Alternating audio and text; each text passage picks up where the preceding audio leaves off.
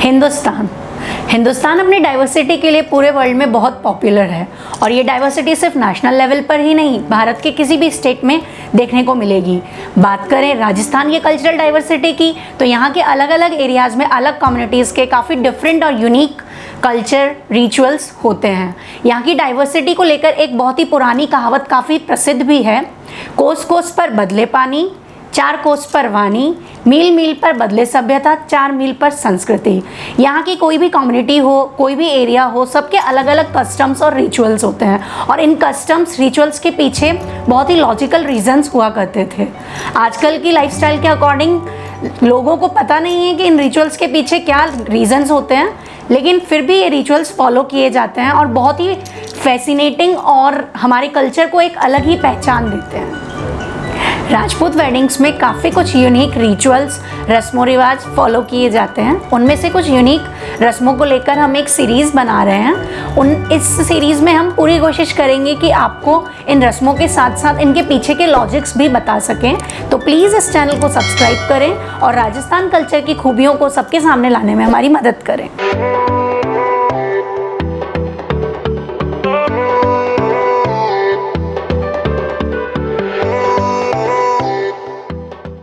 खमा गनीसा, मैं हेमकंवर राठौड़ आप सभी का स्वागत करती हूँ हमारे YouTube चैनल गुलसा एंड हिमसा पर। हिंदुस्तान में पहले अरेंज मैरिजेस को काफ़ी प्रेफरेंस दी जाती थी, अभी भी अरेंज मैरिजेस को प्रेफरेंस दी जाती है, लेकिन उस टाइम के अरेंज मैरिजेस और अभी के अरेंज मैरिजेस में दिन रात का डिफरेंस है। पहले जो बुजुर्ग होते थे वो रिश्ता तय कर दिया करते थे। आजकल की तरह ना लड़के लड़की को मिलने का मौका मिलता था, ना ही एक दूसरे को जानने पहचानने का मौका मिलता था।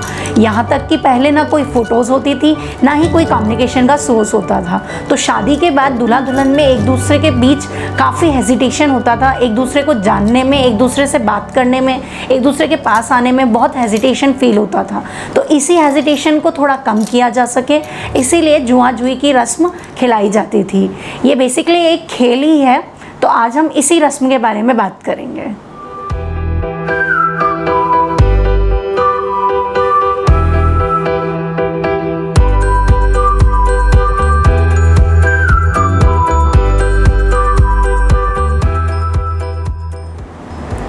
ये जुआ जुई का खेल दुल्हन के घर में दुल्हन की विदाई से पहले और दुल्हन के ससुराल में गृह प्रवेश के बाद खेला जाता है। ये जो रस्म है ये एक दूसरे को करीब लाने में और दोनों के बीच का शक खोलने में, यानी कि जो हेजिटेशन है उसे कम करने के लिए खेला जाता है। इस खेल में मिट्टी का या फिर कांसी का बर्तन लिया जाता है, उसे पानी से भर दिया जाता है। इसमें थोड़ा सा दूध, थोड़े से हल्दी के गांठे, थोड़ी सी गुलाब की पत्तियाँ, कुछ फूल और दोनों के कंगन डोरे डाल दिए जाते हैं। ये जो कंगन डोरे हैं ये बांध बैठते वक्त दोनों के हाथों में बांधे जाते हैं और इस रस्म के वक्त दोनों को एक दूसरे के कंगन डोरे खोलने होते हैं। और इसमें इंटरेस्टिंग पार्ट ये है कि दुल्हन को जो दूल्हे के कंगन डोरे खोलने होते हैं तो उसको दोनों हाथ यूज़ में लेने का मौका दिया जाता है।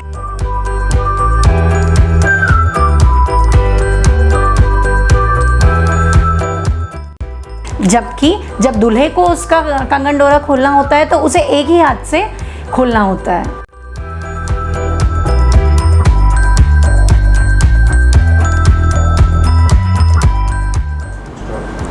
ये जो दूल्हा दुल्हन से एक दूसरे के कंगन डोरे खुलवाए जाते हैं, इसके पीछे भी यही लॉजिक है कि दोनों एक दूसरे के करीब आ सकें।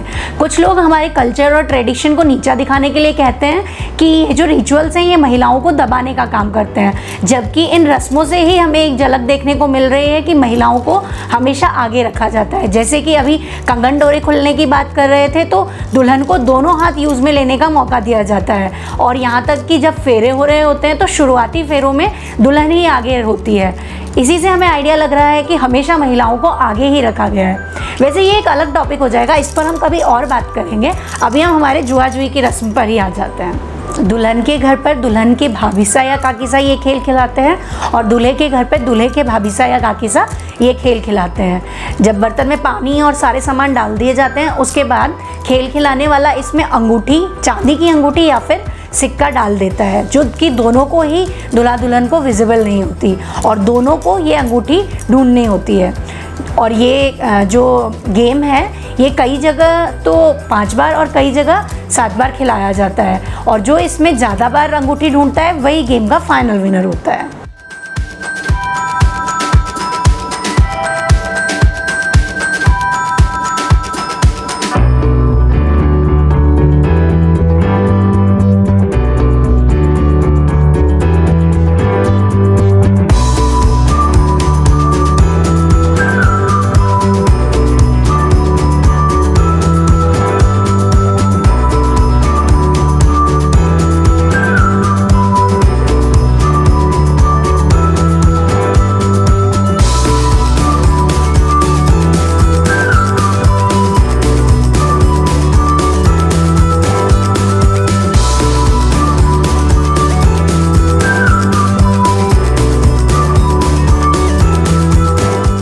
और कहा जाता है जो विनर होता है शादी के बाद घर में उसी की चलती है। लेकिन मुझे लगता है ये सिर्फ इसलिए कहा जाता है कि ताकि दोनों दूल्हा दुल्हन इस गेम को पूरे इंटरेस्ट के साथ खेल सकें और दोनों एक दूसरे के करीब आ सकें।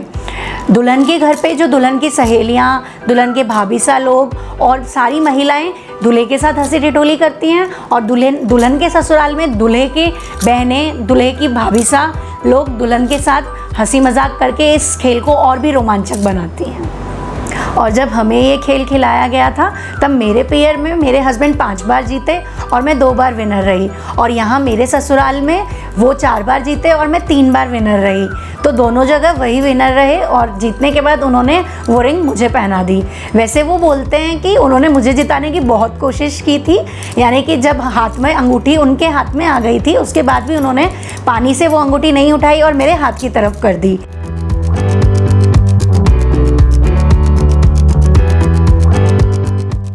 यहाँ दिक्कत ये है कि मुझे भी यही लगता है कि मैंने उनकी तरफ अंगूठी की और उसी वजह से वो विनर रहे, और इस बात पर हमारी आज तक भी बहस होती है और आज तक भी हम कंक्लूजन पर नहीं पहुँच पाए। मैं बोलती हूँ कि मैंने आपको जिताया और वो बोलते हैं कि उन्होंने मुझे जिताया। वैसे चाहे कंक्लूजन पर नहीं पहुंच पाए हों, लेकिन जब भी इस टॉपिक पर बहस होती है वो सिर्फ दिखाने के लिए बहस होती है। दोनों मन ही मन में उन मोमेंट्स को याद करके बहुत खुश हो रहे होते हैं और सोच रहे होते हैं कि गेम का विनर कोई भी रहा हो, दोनों दिल से एक दूसरे को विनर बनाना चाहते थे। और दोनों के बीच का प्यार ऐसा है कि दोनों ही एक दूसरे के लिए एक दूसरे के विनर हैं।